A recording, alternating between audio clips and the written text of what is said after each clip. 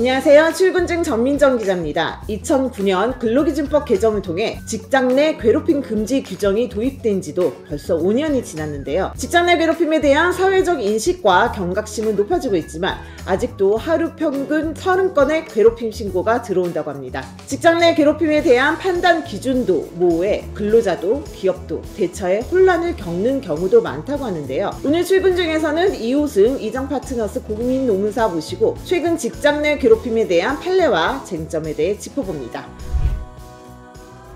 먼저 직장 내 괴롭힘 하면은 많은 사람들이 작년 국정감사 때 그 걸그룹 뉴이스 멤버 한이가 출석하면서 그때 또 화두가 되면서 조금 관심을 많이 가지게 됐습니다. 근데 그때는 결국에는 한이가 근로자가 아니다 이런 좀 판정이 있어서 괴롭힘 여부를 따질 수가 없었는데, 먼저 뭐 법상 직장 내 괴롭힘 이게 뭔지 의미를 먼저 짚어주신다면요. 네, 직장 내 괴롭힘 정의와 관련해서 우리 근로기준법에서는 사용자 또는 근로자가 직장에서의 지위 또는 관계 등의 우위를 이용하여 업무상 적정 범위를 넘어 다른 근로자에게 신체적, 정신적 고통을 주거나 근무 환경을 악화시키는 행위로 규정하고 이를 금지하고 있습니다. 작년 뉴지스 멤버 한희 씨의 경우에는 직장 내 괴롭힘 신고를 있었는데요.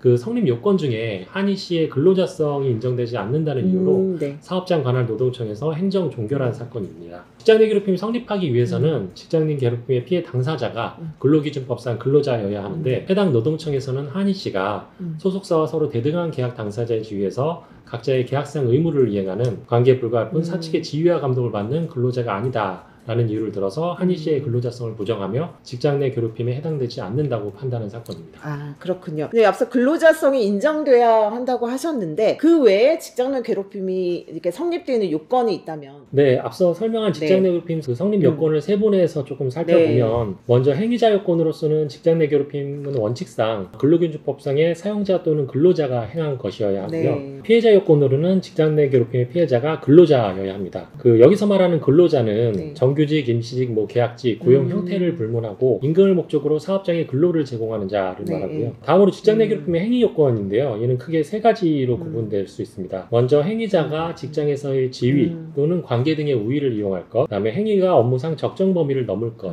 그리고 해당 행위가 피해자에게 신체적, 정신적 고통을 주거나 근무 환경을 악화시키는 행위일 것. 그렇게 세 가지이고 이 세 가지가 모두 충족돼야 직장 내 괴롭힘이 성립이 됩니다. 네, 그렇다면 법원의 판례에 따라 직장 내 괴롭힘의 판단 기준이 또 달라질 수 있다는 생각이 드는데 대표적인 사례를 들어서 설명해 주신다면요. 앞서 직장 내 괴롭힘 성립 요건에 대해서 조금 설명을 드렸는데요. 이러한 성립 요건 중에서 가해자가 사용자 또는 근로자인지 여부와 또 지위 또는 관계에 있어서 우위에 있는지 여부에 대해서는 사실 비교적 어렵지 않게 판단할 수 있는데 그 가해자의 행위가 이 업무상 적정 범위를 넘는 행위 인지 여부에 대해서는 사실 구체적인 기준이 없어서 실무상 문제가 많이 되고 있습니다. 이에 대해서 우리 하급심 판례는 이런 업무상 적정 범위 여부와 관련해서 몇 가지 기준을 제시하고 있는데요. 즉 해당 행위가 이례적인지 반복적인지 여부, 그리고 비난 또는 조롱의 의도가 있었는지 여부, 또는 우발적이었는지 계획적이었는지 여부, 그 태도가 위협적이었는지 여부로 그것이 정당한 업무상 지도인지 직장 내 괴롭힘인지에 대한 판단하는 기준으로 활용하고 있습니다. 조금 구체적인 판례를 통해서 살펴보면 이런 사건이 있는데요. 과장인 피고 A가 보고 문제에 관해서 원고를 질책하는 과정 중에 고성을 지르고 녹음을 지울 것을 요구하는 등의 부적절한 언행이 있었던 사건. 이런 사건에서 우리 법원은 그런 과정에서 그 언성을 높이거나 부적절한 언급이 있었던 것은 질책을 하는 과정에서 우발적으로 발생하는 것이다. 그래서 악의적 의도나 감정을 가지고 계획된 행위가 아니었고 이러한 행위가 당시 일회적으로 발생한 것일 뿐 이후에 고성이나 폭언 등의 행위가 지속적이고 반복적인 것도 아니었다라는 점을 들어서 직장 내 괴롭힘에 해당하지 않는다고 판단하는 사례가 있습니다. 그렇군요. 또 아까 말씀하신 요건 중에서 직장 내 괴롭힘으로 신체적인 고통이나 정신적인 고통이 컸을 경우 스트레스를 받았다 내가 이렇게 호소를 하면 이제 인정이 된다고 하는데 이런 경우 무조건 인정이 되는 건지 좀 궁금한데요. 그런 건 아닙니다. 특히 이제 폭행과 같이 신체적 고통을 주는 행위는 우리가 직장 내 괴롭힘으로 쉽게 판단할 수 있겠지만 그 정신적 고통을 주는 행위의 경우에는 이게 어느 범위까지를 정신적 고통으로 인정했느냐 이런 것들이 실무상 쟁점이 되고 있습니다. 사실 우리가 조직 생활을 함에 있어서 상사가 업무 지시를 하고 하급자가 업무 지휘 감독을 받는 것 자체가 좀 스트레스를 어느 정도 수반할 수밖에 없는데요.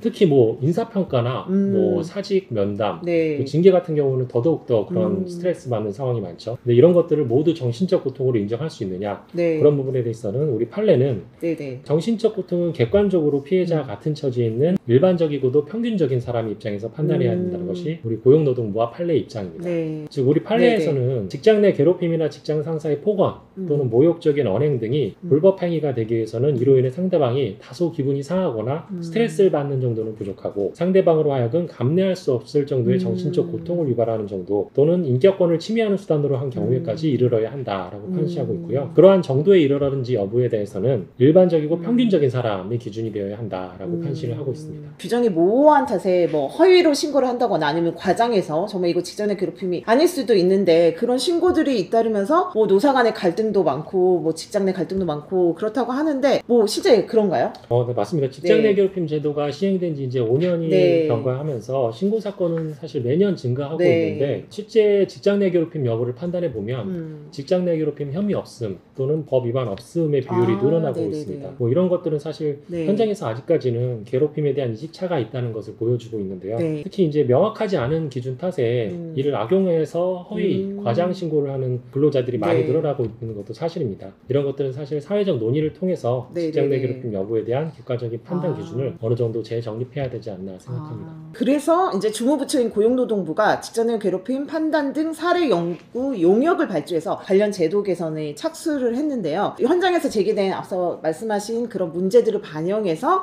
판단 기준을 만들겠다는 건데 이렇게 되면 그 기준이 좀 높아지게 된다고 보면 될까요? 아무래도 기준이 하나 더 추가되는 거니까 그럴 가능성은 있겠죠. 네, 현재 네, 근로기준법상 직장 내 괴롭힘의 판단 기준이 모호해서 네. 불필요한 갈등이 이어지고 있다는 것은 이제 노동계와 경영계 측이 어느 정도 공감대를 이루고 네네네네. 있습니다. 그래서 고용노동부가 발주한 연구 용역에서는 네. 괴롭힘 판단 기준을 명확히 하기 위해 직장 내 괴롭힘 행위 요건에 네. 그 아까 말씀드린 지속성과 반복성 요건을 지속성, 반복성. 추가 도입해야 네. 한다는 내용이 포함된 것으로 알고 있는데요. 네네. 그 앞서 직장 내 괴롭힘 요건 중에서 네. 업무상 적정 범위 도구와 관련된 판례에서 살펴본 바와 같이 네네. 그 실무적으로는 이미 이러한 지속성과 반복성 요건이 직장 내 괴롭힘 판단 기준의 참고 자료로 활용되고 있습니다. 네네네.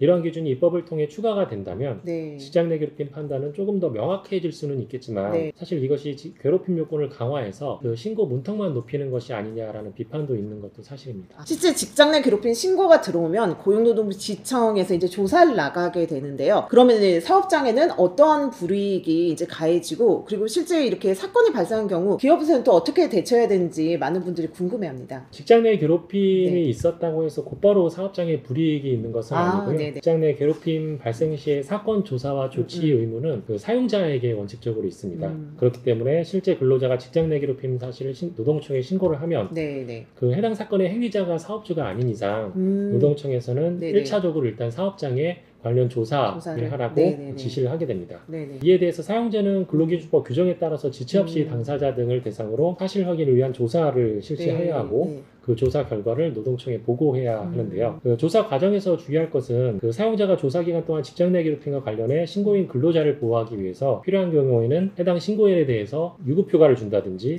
근무 장소를 변경해야 된다든지 그런 네네네. 조치를 취해야 되고요. 마지막으로 조사 결과 직장 내 괴롭힘 발생 사실이 확인된 때에는 피해 근로자가 요청하는 경우 또다시 근무 장소에 변경한다든지 유급 휴가를 준다든지 네네. 또는 부서를 배치 전환한다든지 이러한 적절한 조치를 해야 되고 행위자에 대해서는 피해자의 의견을 듣고 지체 없이 징계라든지 근무 장소 변경 등의 조치를 하여야 합니다. 매년 직장 내 괴롭힘 신고가 늘어나고 있는데 그 이유 중에 하나가 고질적으로 이렇게 문제를 제기하는 근로자들이 많다고 이런 얘기도 들었습니다. 이럴 때는 뭐 어떻게 기업에서 이제 사업장에서 현명하게 좀 대처해야 될지 고민이 많으실 것 같은데 어떻게 해야 될까요? 네. 맞습니다. 이게 네. 그 직장 내 괴롭힘 규정은 신고 자체는 우리 근로기준법에서 규정한 근로자의 권리이기 때문에 정당한 사유에 의해서 신고한 경우에는 당연히 사업주는 절차에 따라 객관적인 조사를 실시하고 조치를 취해야 됩니다. 근데 이제 다만 기존의 동일 사실에 대해서 직장 내 괴롭힘 조사를 통해 괴롭힘이 아니라고 이미 판단한 사실이 있다거나 이게 명백한 허위 사실임에도 불구하고 이에 대해서 반복적으로